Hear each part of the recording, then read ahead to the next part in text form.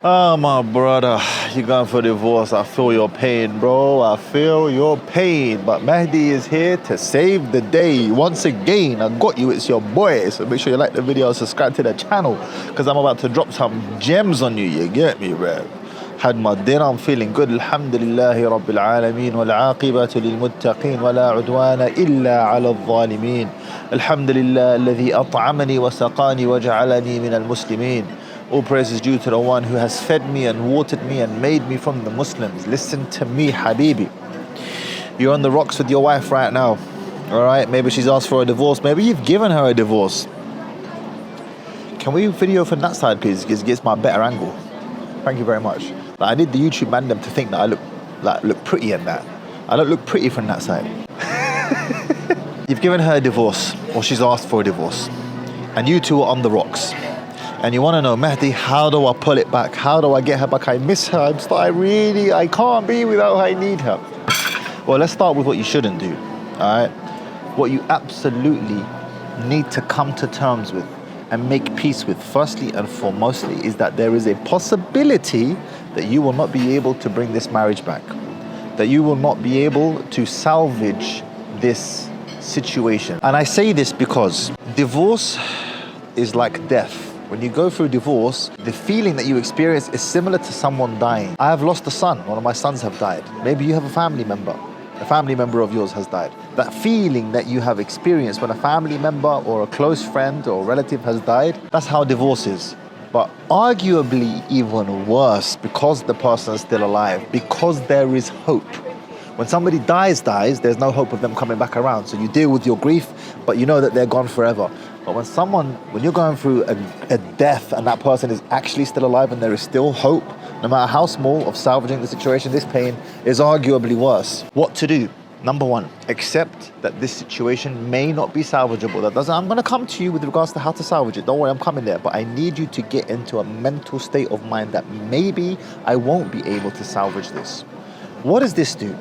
This puts you in a mental state of loving Allah more than you love that person, of depending upon Allah more than you depend on that person. Because if your connection to your Lord is not as strong as your connection to this person, you are going to behave in a way that you will not be proud of looking back weeks, months, years down the line, on how in hindsight's 2020 and the emotions have actually passed and you have moved on. You'll be like, yo, I behaved like a donut, bro. I was begging and groveling for what? So make sure that your bond with Allah subhanahu wa ta'ala is stronger than your bond with any human. And if it's not right now, I need you to turn back to Allah and make it that way. It's the first thing. Secondly, I need you to know another very important law, particularly for my wealthy dons, for the brothers who are making peas. I'm talking to you specifically. You need to know this, bro. I don't care how much money you spent on your woman. I don't care if you spent thousands, tens of thousands, hundreds of thousands, millions, billions. You cannot buy loyalty from a woman. Again, you cannot buy loyalty from a woman.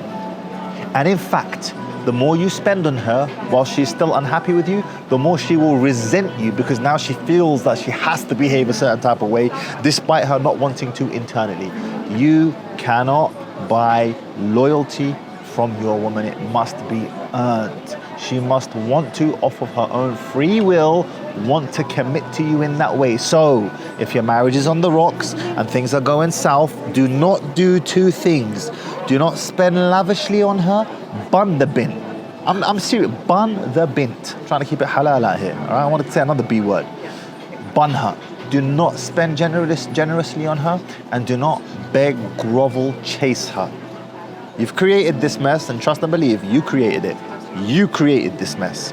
So now you're going to have to pull away, give her some time, let there be some distance between you both, because that is the most likely way of getting her back in the first place. I'm not guaranteeing you that you will be able to get her back. I'm simply saying you are more likely to be able to re-attract her by virtue of the distance you give her. Give her some space. And in fact, during arbitration, this is one of the steps prior to divorce, of separating from the beds, and then her potentially even going to her father's home and spending some time away. Distance makes the heart grow fonder. Now, during this period of time, you're going to be feeling extremely anxious. You're going to be missing her like crazy, and you're going to feel like you will do anything to get her back. Sadly, most women feel the opposite when they are in this situation. They feel quite disenchanted with you, and the absolute worst thing you can do is beg, grovel, and buy her gifts to win her back. It's not going to work. You are only going to serve to push her away even further. Okay? So, what's the solution, Mahdi? How do I get her back? As I said to you at the beginning of this video, you must accept that you may never get her back. And if you don't, قَدَّرَ اللَّهُ مَا شَاءَ فَعَلَ, it's okay, you will survive. I'm not saying that we're not going to try to, I'm just saying you will be okay. Do not lower yourself, disrespect yourself, your own human, your own being, for the sake of getting this bint back. It is not worth it. And you will resent yourself in the long run, and she will lose all respect. She will look at you like a joke. Look at this donut. I don't even want him, and now I don't want him. Now he buys me gifts. Now he gives me all of this attention. She's lost all respect to you. It's done out. And this is what confuses me about you, man. Like, you will spend tens of thousands, hundreds of thousands trying to win the affectations of a woman, you donuts. But you won't spend a fraction of that on sharpening your mind on how to get good with women in the first place, so you don't have to waste hundreds of thousands or millions or whatever on down the drain, because you can't buy loyalty from a woman. Perfect opportunity for the Mahdi method plug. This is where your boy Mahdi comes in to save you all of that, not just bank ache, more importantly heartache, because money's not an issue for a lot of you, man. You don't care. Alright, no problem, bro, but I'm gonna save you that heartache. I'm going to show you how to get these bints walking in a straight line. Abshir. Yes, sir. Yes, sir. 3 bags full, sir. Please, Habibi, we beg you, please give us. Yes, please. King Mahdi, please. Whatever your name is. And if you are going through this process right now, either of going through divorce or you have recently been divorced, you are no doubt grieving, and you could do with a spiritual uplift. I thoroughly recommend you watch this video right here, where I break down one particular ayah that was transformative for me and will be transformative for you right now.